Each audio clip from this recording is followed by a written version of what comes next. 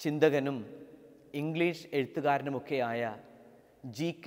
Chesterton ഒരിക്കൽ ഇങ്ങനെ എഴുതി: കലർപ്പില്ലാത്ത മഴത്തുള്ളികൾ പോലെ ദൈവത്തിൻ്റെ വിശുദ്ധർ താഴേക്ക് ഊർന്നു വരുന്നു. അവർ നമ്മുടെ വരണ്ടുണങ്ങിയ ഹൃദയങ്ങളിൽ കുളിർമ പകരുന്നു. നമ്മിൽ നന്മയുടെ പുതുനാമ്പുകൾ കിളിർപ്പിക്കുന്നു. 100ഉം 60ഉം മേനി വിളവ് നമ്മിൽ ഒരുക്കുന്നു. രണ്ട് വ്യക്തികളെ അൾത്താരയുടെ വണക്കത്തിലേക്ക് ലഭിച്ചതിൽ അഭിമാനിക്കുകയും ആഹ്ലാദിക്കുകയുമാണ് കേരളസഭ, ഭാരതസഭ. ചാവറ കുര്യാക്കോസച്ചനെയും എവുപ്രസ്യാമ്മയെയും വിശുദ്ധിയിലേക്ക് ഉയർത്തിയതിൻ്റെ സന്തോഷം നമ്മുടെ ഓരോരുത്തരുടെയും ഹൃദയത്തിലുണ്ട്. 2014 നവംബർ 23 വത്തിക്കാനിലെ സെൻറ്റ് പീറ്റേഴ്സ് ചത്തുരത്തിൽ നിന്ന് പരിശുദ്ധ പിതാവ് ഫ്രാൻസിസ് മാർപ്പാപ്പയുടെ ആ വാത്സല്യം നിറഞ്ഞ മൃദുല സ്വരം, സ്വർഗത്തിലെ ഒരു തീരുമാനം നമ്മോട് അറിയിക്കുകയായിരുന്നു. തങ്ങളുടെ ജീവിതം വഴി, ജീവിതസാക്ഷ്യം വഴി രാജാവായ ക്രിസ്തുവിനെ സ്നേഹിക്കുകയും സമൂഹത്തിൽ അവശത അനുഭവിച്ചവർക്ക് ആശ്വാസമാകുകയും അന്ധന് കാഴ്ചയും തടവിൽ കഴിയുന്നവർക്ക് ആശ്വാസവും നൊമ്പരപ്പെടുന്ന ഹൃദയങ്ങൾക്ക് സന്തോഷവുമൊക്കെ പകർന്നു കൊടുത്ത, അവരിൽ ജീവിക്കുന്ന യേശുവിനെ കണ്ടെത്തിയ 6 പേരെ അൾത്താരയുടെ വണക്കത്തിലേക്ക് ഉയർത്തി. പ്രത്യേകിച്ച് വാഴ്ത്തപ്പെട്ട ചാവറ കുര്യാക്കോസച്ചനും വാഴ്ത്തപ്പെട്ട എവുപ്രസ്യാമ്മയും വിശുദ്ധിയിലേക്ക് ഇന്ന് കടക്കുമ്പോൾ നമുക്ക് കൂടുതൽ ഈ വിശുദ്ധിയെപ്പറ്റി ചിന്തിക്കുവാൻ, നമ്മുടെയും ജീവിതം അവരുടെ ജീവിതത്തിൽ നിന്ന് പ്രചോദനം ഉൾക്കൊള്ളുവാനുള്ള അവസരമാണ്. ചാവറ കുര്യാക്കോസ് ഏലിയാസച്ചൻ തൻ്റെ കർമ്മനിരതമായ ജീവിതം വഴി വിശ്വാസത്തിലൂടെ അനേകായിരങ്ങളെ കർത്താവിലേക്ക് അടുപ്പിച്ചപ്പോൾ, സഭയെ കൂട്ടായ്മയിൽ നിലനിർത്തിയപ്പോൾ, വിശുദ്ധ എവുപ്രസ്യാമ്മ തൻ്റെ പ്രാർത്ഥന വഴി ദൈവത്തിൻ്റെ കൃപാവര സമൃദ്ധി ഈ ഭൂമിയിലേക്ക് കൊണ്ടുവന്ന വ്യക്തിയാണ്. മരിച്ചാലും മറക്കില്ലാട്ടോ പലപ്പോഴും വിശുദ്ധ എവുപ്രസ്യാമ്മ ആവർത്തിക്കുമായിരുന്നു. തന്നോട് സംസാരിക്കാൻ വരുന്നവരോട്, പ്രാർത്ഥന ആവശ്യപ്പെടുന്നവരോട് മരിച്ചാലും മറക്കില്ലാട്ടോ. തീർച്ചയായും സ്വർഗത്തിലിരുന്ന് ഈ വിശുദ്ധ കന്യക നമുക്ക് വേണ്ടി മാധ്യസ്ഥ്യം വഹിക്കും. എനിക്ക് വ്യക്തിപരമായി എൻ്റെ ജീവിതത്തിൽ കടന്നു വന്നിട്ടുള്ള നിയമനങ്ങളും നിയോഗങ്ങളുമെല്ലാം ദൈവത്തിൻ്റെ പരിപാലനയായി കാണുകയാണ്. വാഴ്ത്തപ്പെട്ട ചാവറ കുര്യാക്കോസച്ചനും വിശുദ്ധ എവുപ്രസ്യാമ്മയും താമസിച്ചിരുന്ന കൂനമ്മാവിൽ സഹവികാരിയായി 1985 സെപ്റ്റംബർ മുതൽ സേവനമനുഷ്ഠിക്കുവാനുള്ള ഭാഗ്യമുണ്ടായി. വരാപ്പുഴ അതിരൂപതയുടെ വികാരി ജനറലായി 2011 മുതൽ സേവനമനുഷ്ഠിക്കുവാനുള്ള ഭാഗ്യവുമുണ്ടായി. ഈ 2 സ്ഥലങ്ങളിലും വിശുദ്ധ ചാവറ കുര്യാക്കോസ് ഏലിയാസച്ചൻ തൻ്റെ കർമ്മധീരമായ നിലപാടുകൾ കൊണ്ട്, വിശ്വാസത്തിൽ അടിയുറച്ച പ്രവർത്തനങ്ങൾ കൊണ്ട് സഭയെ അനുഗ്രഹിച്ച വ്യക്തിയാണ്. 1864 ജനുവരി മാസം മുതൽ വരാപ്പുഴ വികാരിയത്തിൻ്റെ ഭാഗമായിരുന്ന കൂനമ്മാവിൽ സെൻറ്റ് ഫിലോമിനാസിൻ്റെ നാമധേയത്തിലുള്ള ഇടവകയിൽ ചാവറ കുര്യാക്കോസച്ചൻ വളരെ വിശിഷ്ടമായ സേവനമനുഷ്ഠിച്ചു.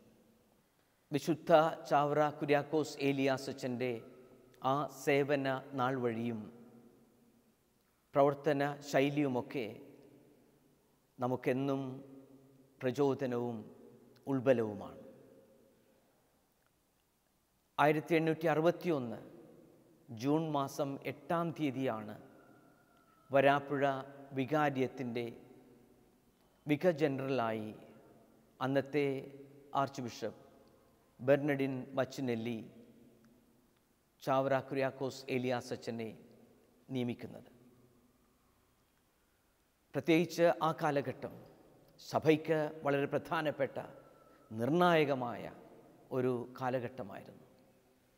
1861 മെയ് മാസത്തിലാണ് ബാഗ്ദാദിൽ നിന്നുള്ള റോക്കോസ് മെത്രാൻ കൊച്ചിയിലെത്തുക. അദ്ദേഹം കൊച്ചിയിലും പരിസരത്തുമുള്ള പല ഇടവകളും സന്ദർശിച്ചു. അന്ന് സീറോ മലബാർ റീത്തിൽ 154 ഇടവക പള്ളികളുണ്ട് വരാപ്പുഴ വികാരിയത്തിൻ്റെ കീഴിൽ. അതിൽ 86 പള്ളികൾ പൂർണ്ണമായും 30 പള്ളികൾ ഭാഗികമായും റോക്കോസ് മെത്രാനോട് അനുകൂലമായ നിലപാടെടുത്തു. ബാക്കി 38 ദേവാലയങ്ങൾ, ഇടവകൾ മാത്രമാണ് വരാപ്പുഴ വികാരിയത്തിൻ്റെ കീഴിൽ നിലകൊണ്ടിരുന്ന സീറോ മലബാർ ഇടവകകൾ. പ്രത്യേകിച്ച് അത്രയും അധികം ശക്തമായ ഒരു നിലപാട് പെട്ടെന്ന് കടന്നു വരുവാനുള്ള കാരണം, ഒന്ന് വിദേശ മിഷണറിമാരോടുള്ള ഒരു വിമർശനാത്മകമായ നിലപാടും അതോടൊപ്പം തന്നെ നാട്ടുമെത്രാന്മാർക്ക് വേണ്ടിയുള്ള മുറവിളിയും ഒക്കെ സഹായകമായിട്ടുണ്ടാകാം.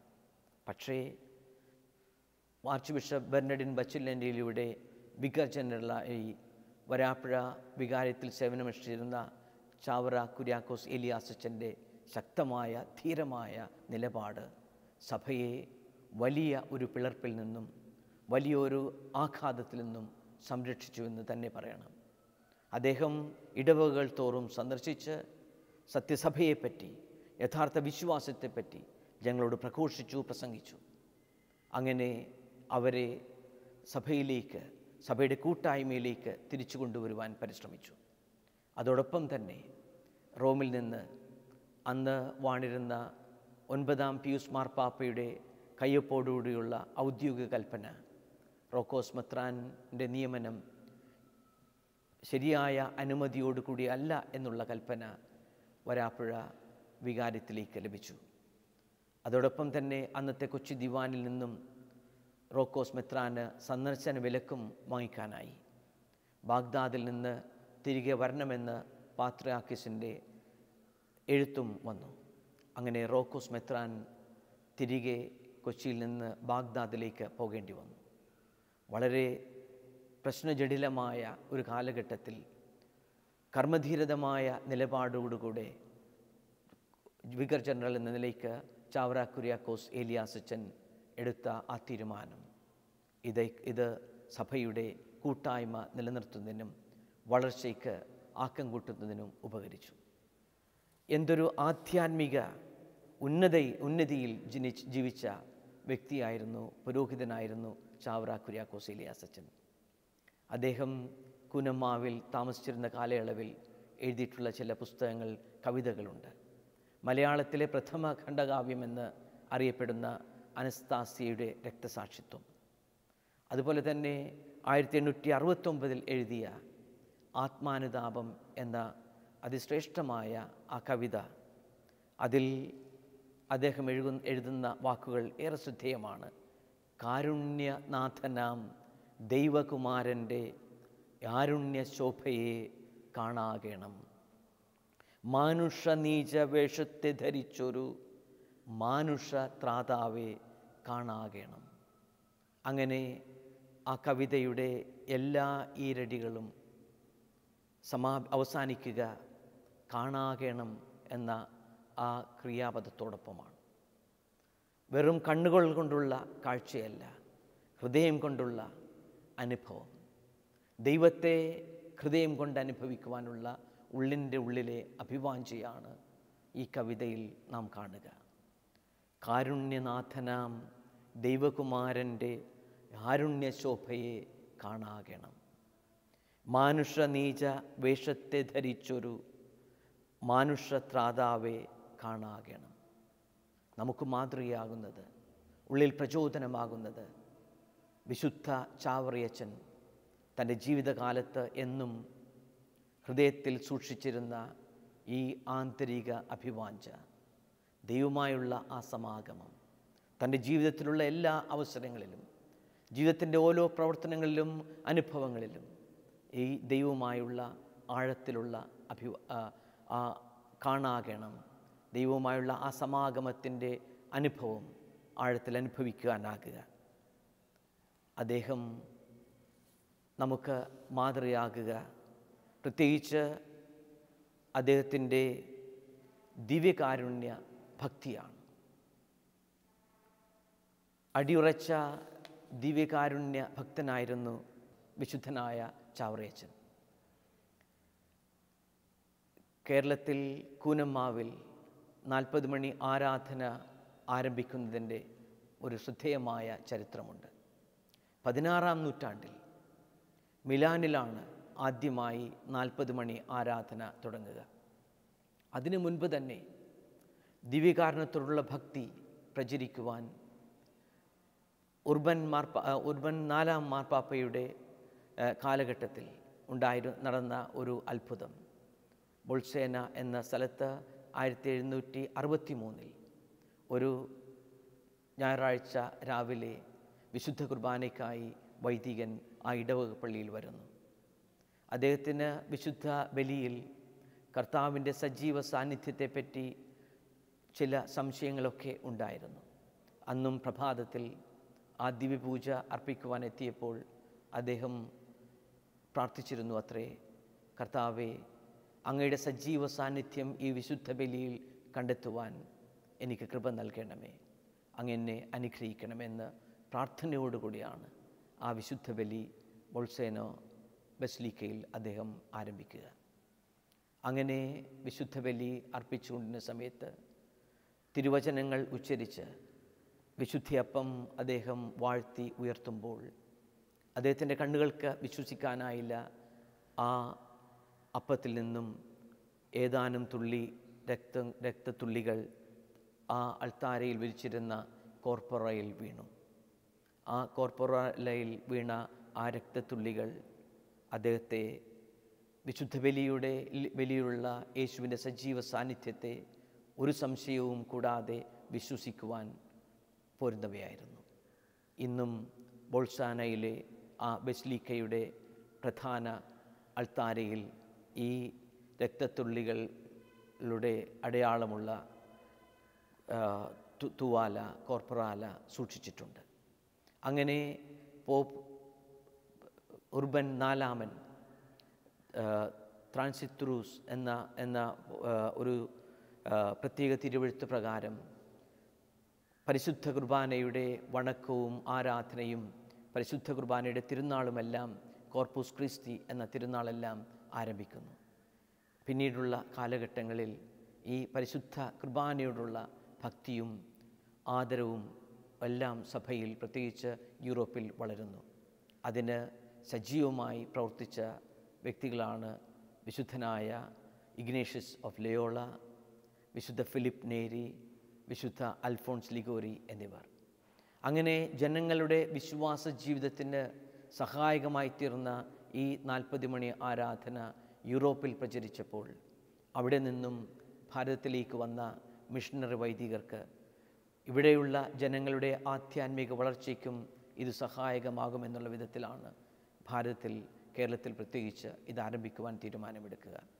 ആർച്ച് ബിഷപ്പ് ബെർണഡിൻ ബച്ചിനെല്ലി, അന്ന് കൂനമ്മാവിലുണ്ടായിരുന്ന ലിയോപോൾഡ് ബെക്കാറോ മൂപ്പച്ചനോടും അദ്ദേഹത്തോടൊപ്പം പ്രവർത്തിച്ചിരുന്ന അവിടുത്തെ ആശ്രമത്തിലെ പ്രിയോരായിരുന്ന ചാവറയച്ചനോടും ആവശ്യപ്പെട്ടു കൂനമ്മാവിലും ഇതുപോലുള്ള ഒരു ഭക്ത കൃത്യം 40 മണി ആരാധന ആരംഭിക്കുവാൻ. മേലധികാരികളുടെ ആഗ്രഹവും അഭീഷ്ടവും പൂർണ്ണമായി നടത്തുവാൻ അനുസരണയുള്ള കീഴ്വഴക്കമുള്ള ഒരു വ്യക്തി നിലയ്ക്ക് ചാവറയച്ചൻ തൻ്റെ എല്ലാ ശ്രദ്ധയും ഈ 40 മണി ആരാധനയിലും അതിന് പ്രാരംഭമുള്ള ധ്യാനത്തിലും ആയി. അങ്ങനെ കൂനമ്മാവിൽ തുടങ്ങിയ ഈ ഭക്താഭ്യാസം കേരളത്തിൻ്റെ വിവിധ ഇടവകളിലേക്ക് പ്രചരിച്ചു. അങ്ങനെ ദിവ്യകാരുണ്യ ഭക്തിയുടെ ഒരു പ്രത്യേക മധ്യസ്ഥനായി വിശുദ്ധ ചാവറയച്ചൻ സഭയിൽ ഇന്ന് അൽത്താരയിലെ വണക്കത്തിലേക്ക് ഉയർത്തപ്പെടുമ്പോൾ നമുക്ക് ആ ദിവ്യകാരുണ്യത്തോടുള്ള സ്നേഹവും ആദരവും കൂടുതൽ വളരുവാനും ജീവിതത്തിലെന്നും ആ ദിവ്യകാരുണ്യത്തിൽ നിന്ന് കരുത്ത് കണ്ടെത്തുവാനും ഇടയാകണം. ഈയിടെ കാർഡിനൽ ഫ്രാൻസിസ് സേവ്യർ വാൻ തുവാൻ്റെ ജീവിതചരിത്രം വായിക്കുകയായിരുന്നു. അദ്ദേഹം വിയറ്റ്നാമിൽ 13 വർഷം ഏകാന്ത തടവിൽ കഴിയേണ്ടി വന്ന വ്യക്തിയാണ്. കമ്മ്യൂണിസ്റ്റ് ഭരണകാലത്ത് അദ്ദേഹത്തെ ഒരു കുടുസായ ജയിലറയിലെ കുടുസായ ഇരുട്ടുമുറിയിൽ അവർ പൂട്ടിയിട്ടു. ആകെയുള്ളത് മുകളിൽ നിന്ന് ഒരു ചെറിയ സുഷിരത്തിലൂടെ ഇറങ്ങി വരുന്ന സൂര്യപ്രകാശം മാത്രം. അദ്ദേഹം ആ തടവറയിൽ കഴിയുമ്പോൾ വിശുദ്ധ ബലി അർപ്പിക്കണമെന്നുള്ള തീവ്രമായ ആഗ്രഹമുണ്ട്. അദ്ദേഹം തൻ്റെ രൂപതയിലെ വിശ്വാസികളിലെ ഒരാൾക്ക് ഒരു കുറിപ്പ് ജയിലധികാരികൾ വശം കൊടുത്തുവിടുന്നു. വയറുവേദനയ്ക്ക് വേണ്ടിയുള്ള മരുന്നിനായി അല്പം വീഞ്ഞ് എനിക്ക് വേണം. അങ്ങനെ ആ കുറിപ്പ് കിട്ടിയപ്പോൾ അവർക്ക് മനസ്സിലായി ഇത് മിക്കവാറും ആ ജയിലറയിൽ വച്ച് വിശുദ്ധ ബലി അർപ്പിക്കുവാൻ വേണ്ടി ആയിരിക്കും വീഞ്ഞ് ആവശ്യപ്പെടുന്നതെന്നാണ്. അങ്ങനെ ആ വീഞ്ഞിൻ്റെ ചെറിയ പൊതിയോടൊപ്പം ഏതാനും ഓസ്തികളും കൂടെ അവർ കൊടുത്തുവിട്ടത്രേ. അങ്ങനെ ഇദ്ദേഹം ജയിലിൽ ലഭ്യമായ ഈ ചെറിയ വീഞ്ഞ് കുപ്പിയിൽ നിന്നും 2-3 തുള്ളി വീഞ്ഞ് തൻ്റെ ഉള്ളംകൈയിൽ ഒഴിച്ചിട്ട് ഒരു തുള്ളി ജലവും അതിൽ ചേർക്കും. അങ്ങനെ ഈ ഉള്ളംകൈയിൽ സൂക്ഷിച്ചിരിക്കുന്ന വീഞ്ഞും മറുകയിലുള്ള ഈ ഓസ്തിയും കഷ്ണവും വെച്ച് അദ്ദേഹം വിശുദ്ധ ബലി അർപ്പിക്കുമായിരുന്നു. അദ്ദേഹം പറയുക, ഈ ജയിലറയിൽ ഈ സൂര്യപ്രകാശം ഒഴുകുന്ന ആ നേരിയ വെളിച്ചത്തിൽ അദ്ദേഹത്തിൻ്റെ ഈ ഉള്ളം കൈയായിരുന്നു തൻ്റെ കത്തീഡ്രൽ. ഈ ഉള്ളം കൈയിൽ തന്നെയായിരുന്നു തൻ്റെ ബലിവേദിക്കുള്ള മേശ. പക്ഷേ ഈ 3 തുള്ളി വീഞ്ഞിനും ചെറിയ ഒരു കഷ്ണം ഓസ്തിയിലൂടെയും ഈ വിശുദ്ധ ബലി അർപ്പിക്കുമ്പോൾ ഈ കാരാഗൃഹത്തിലുള്ള ഏകാന്തതയും അവിടെയുള്ള കഷ്ടപ്പാടും സഹിക്കുവാനുള്ള ശക്തി തനിക്ക് ലഭിച്ചിരുന്നുവെന്നാണ്. വിശുദ്ധ കുർബാന, അതിനോടുള്ള ഭക്തി, അതിൽ ഉള്ള സജീവ ഭാഗഭാഗിത്വം, പങ്കാളിത്തം നമുക്ക് വലുതാണ്. നമ്മുടെ വിശ്വാസത്തിൻ്റെ ഏറ്റവും അടിസ്ഥാനമാണ്. വിശുദ്ധ ചാവറയച്ചൻ നമുക്ക് കാണിച്ചു തരുന്ന വലിയൊരു മാതൃക ഈ വിശുദ്ധ ബലിയോടുള്ള ആദരവും സ്നേഹവും അർപ്പണം സജീവമായി പങ്കുകൊള്ളുവാനും ബലിയർപ്പണത്തിനു ശേഷം ദിവ്യകാരുണ്യത്തിലുള്ള ധ്യാനവും ആരാധനയും പ്രാർത്ഥനയുമൊക്കെയാണ്. വിശുദ്ധ ചാവറയച്ചൻ നമ്മോട് പറഞ്ഞു തരുന്ന മറ്റൊരു പ്രധാനപ്പെട്ട കാര്യം പരിശുദ്ധ അമ്മയോടുള്ള ഭക്തി, അതോടൊപ്പം തന്നെ തിരുക്കുടുംബത്തോടുള്ള ആദരവ്. നാം ഈ കാലഘട്ടത്തിൽ പ്രത്യേകിച്ച് കുടുംബ ജീവിതത്തെപ്പറ്റി സഭ മുഴുവൻ ചിന്തിക്കുന്ന കാലഘട്ടമാണ്.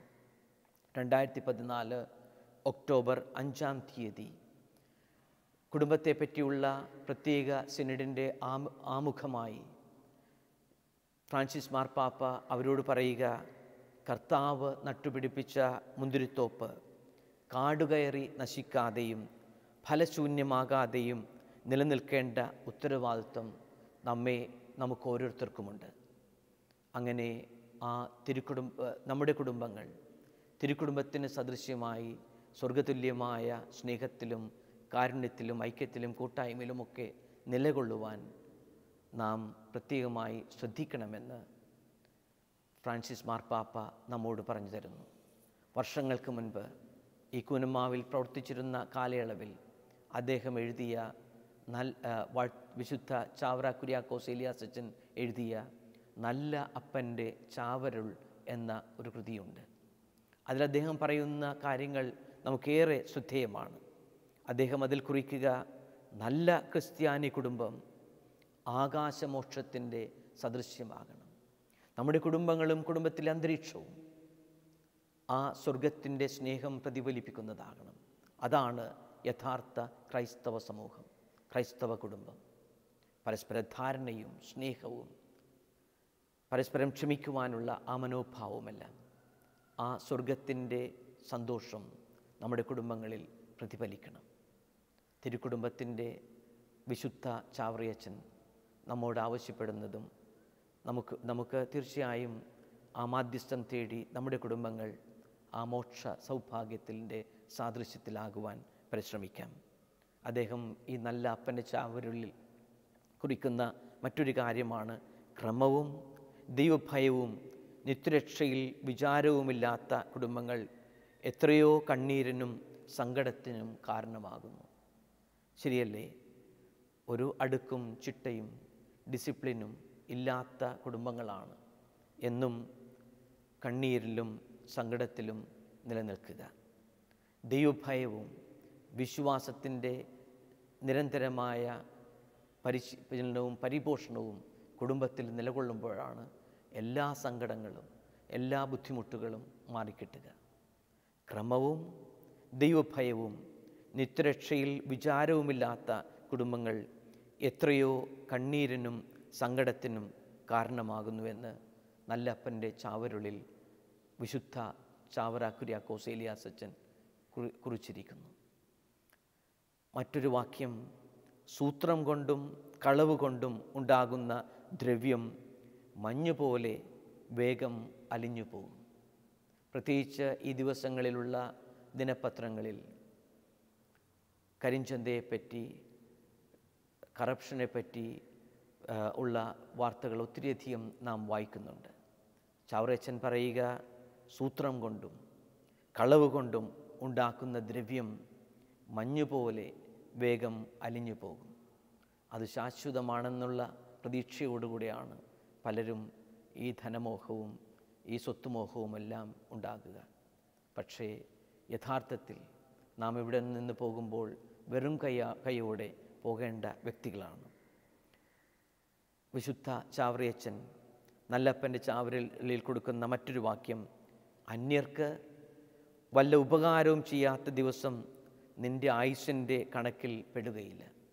മറ്റുള്ളവർക്ക് ആയിക്കൊണ്ടുള്ള ജീവിതം, മറ്റുള്ളവർക്ക് ആശ്വാസവും സന്തോഷവും പകർന്നു കൊടുക്കുന്ന ജീവിതം, ഇതാണ് തീർച്ചയായും ഏറ്റവും കരുണീയമായ ജീവിതം.